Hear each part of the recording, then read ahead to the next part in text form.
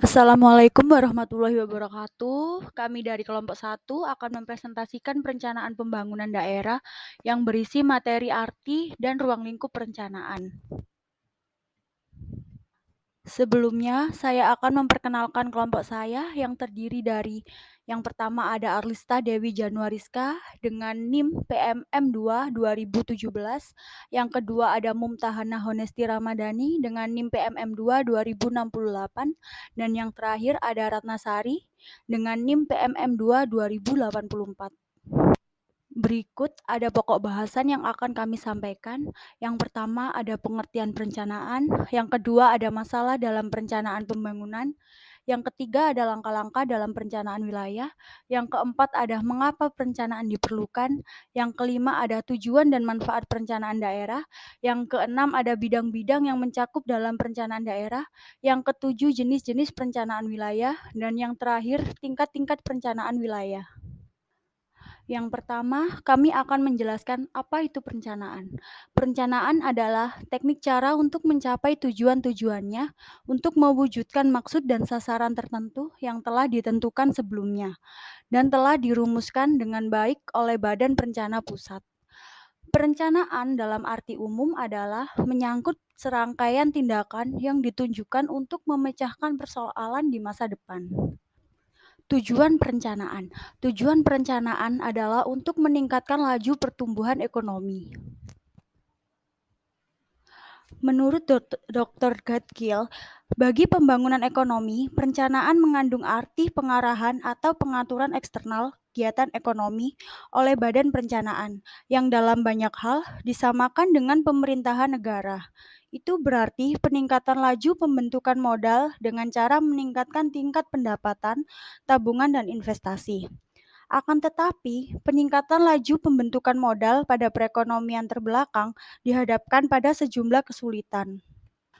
Perencanaan pembangunan sangat diperlukan untuk mengenyahkan kemiskinan bangsa. Perencanaan merupakan salah satu jalan yang penting terbuka bagi negara yang terbelakang. Masalah dalam perencanaan pembangunan. Yang pertama, masalah mikro, yaitu permasalahan yang berkaitan dengan pembangunan proyek itu sendiri, baik ditinjau dari sudut pandang pengelola maupun dari sudut pandang pemberi izin proyek. Dan yang kedua, ada masalah makro, yaitu murni permasalahan pemerintah untuk melihat kaitan proyek dengan program pemerintahan secara keseluruhan atau makro. Permasalahan utama pembangunan di Indonesia terletak pada pelaksanaannya, khususnya kelayakan rencana dan aparatur pelaksana. Perencanaan wilayah perlu bekerja sama dari berbagai pihak dan disiplin ilmu lainnya, sehingga keseluruhan proses dapat dilalui dan menghasilkan rencana terbaik. Hampir dapat dipastikan bahwa tidak ada orang yang dapat menguasai seluruh ilmu yang menyangkut seluruh perencanaan wilayah. Keahlian di bidang perencanaan wilayah dapat dibagi atas dua kelompok, yaitu yang pertama ada keahlian di bidang substansi atau metode atau teknik analisis dalam perencanaan wilayah, dan yang kedua ada keahlian di bidang ilmu sektoral sesuai dengan bidang atau sektor yang ikut direncanakan. Dengan demikian, perencanaan wilayah harus menguasai substansi atau materi atau metode atau teknik analisis perencanaan wilayah dan satu atau lebih ilmu sektoral. Selanjutnya yaitu mengapa perlu perencanaan. Alasan yang pertama yaitu menghindari adanya keterbatasan potensi wilayah. Keterbatasan tersebut akibat dari dua hal, yaitu antara diperbarui atau tidak mungkin diperbanyak. Potensi yang dimaksud antara lain menyangkut luas wilayah, sumber air bersih yang tersedia, bahan tambang, dan tanah longsor. Alasan yang kedua yaitu mengapa perlunya perencanaan tata ruang. Karena kemampuan teknologi saat ini yang berkembang sangat cepat dalam kehidupan manusia. Dengan adanya perkembangan teknologi tersebut harus diimbangi dengan perencanaan tata ruang yang baik agar perubahan bisa terkendali dengan baik. Yang ketiga, perlunya perencanaan agar tidak terjadi kesalahpaham dalam eksekusi di lapangan. Menghindari terjadinya kesalahan dalam eksekusi, hal tersebut tidak dapat diperbaiki atau diubah, misalnya dalam penggunaan lahan. Contoh masyarakat yang sudah terlanjur membangun rumah di jalur hijau. Pastinya dalam penggunaan lahan tersebut telah melekat berbagai kepentingan yang tidak ingin dilepas oleh pengguna lahan. Nah, dengan hal itu, maka perlunya perencanaan tata ruang untuk menghindari adanya salah satu penguasa. Alasan yang keempat, perlunya perencanaan tata ruang agar menghindari kecurangan dari penguasa lahan. Karena apabila tidak dilakukan perencanaan, maka akan terjadi konflik yang menimbulkan kekacauan. Yang kelima, perlunya tata ruang agar terbentuknya tatanan wilayah yang baik. Karena pada tatanan wilayah menggambarkan kepribadian dari masyarakat yang berdomisili di wilayah tersebut, di mana kedua hal tersebut adalah saling mempengaruhi.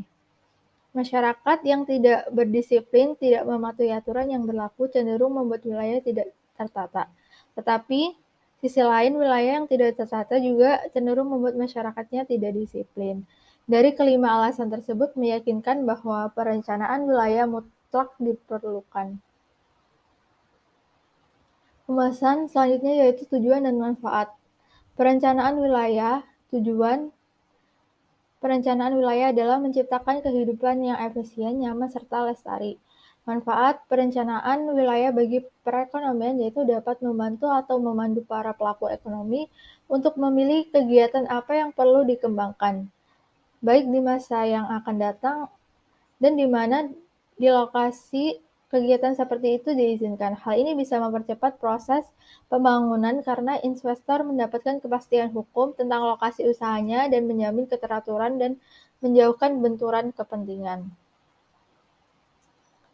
Untuk selanjutnya yaitu bidang-bidang yang tercakup dalam perencanaan wilayah. Yang pertama, subbidang perencanaan ekonomi sosial wilayah dapat diperinci lagi atas ekonomi sosial wilayah mencakup hal-hal mendasar dan berlaku umum.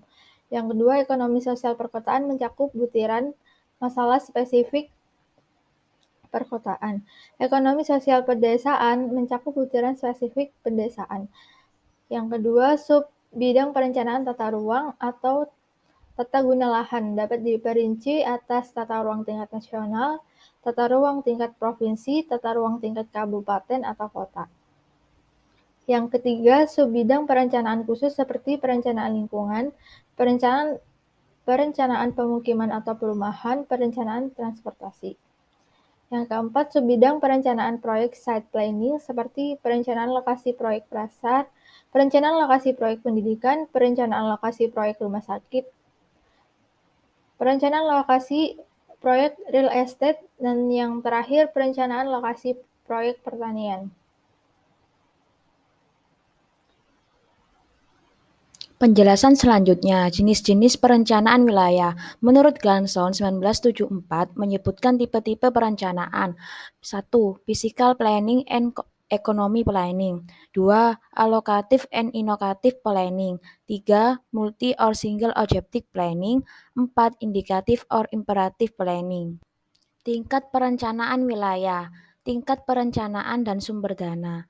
Tingkat perencanaan dan sumber dana tingkat pemerintahan yang di Indonesia memiliki anggaran pemerintah pusat, pemerintah daerah provinsi, dan pemerintah daerah kabupaten atau kota. Pemerintahan desa juga diberi anggaran setiap tahunnya tetapi jumlahnya kecil. Anggaran itu tidak berasal dari pendapatan mereka sendiri dan penggunaannya pun sering diarahkan dari atas sehingga tidak dianggap sebagai level pemerintahan yang memiliki sumber dana. Pada setiap 5 tahun di masa Orde Baru harus menyusun rencana pembangunan 5 tahun atau disebut repelita dan setiap tahunnya harus menyusun anggaran pendapatan RAPB tahunan. Setelah era reformasi, istilah repelita diganti dengan perencanaan program pembangunan daerah atau Propeda, dan setelah diberlakukannya Undang-Undang Nomor 32 Tahun 2004 tentang pemerintahan daerah, istilah yang digunakan adalah RPJM. Tetapi intinya tetap sama, yaitu perencanaan pembangunan untuk jangka menengah. Walaupun di tingkat provinsi dan kabupaten atau kota memiliki sumber pendapatan sendiri, tetapi anggaran mereka masih tergantung pada dana yang dialokasikan pemerintah pusat, berupa dana alokasi umum dan dana alokasi khusus, baik untuk belanja pegawai, belanja rutin lainnya, dan belanja bangunan. Sejak era reformasi, diberlakukan Undang-Undang Nomor 22 Tahun 99 yang kemudian diperbarui dengan Undang-Undang Nomor 32 Tahun 2004 tentang pemerintahan daerah, Undang-Undang Nomor 25 Tahun 99 yang diperbarui dengan Undang-Undang Nomor 33 Tahun 2004 tentang perimbangan keuangan antara pemerintah pusat dan pemerintah daerah. Maksud pemerintah daerah atau Pemda lebih banyak mendapatkan subsidi dalam bentuk black grant. Dengan demikian, setelah menyisihkan dana untuk pembayaran gaji pegawai, pemerintah daerah lebih leluasa menyusun perencanaan pembangunan di daerahnya masing-masing. 2. Perencanaan wilayah tingkat provinsi.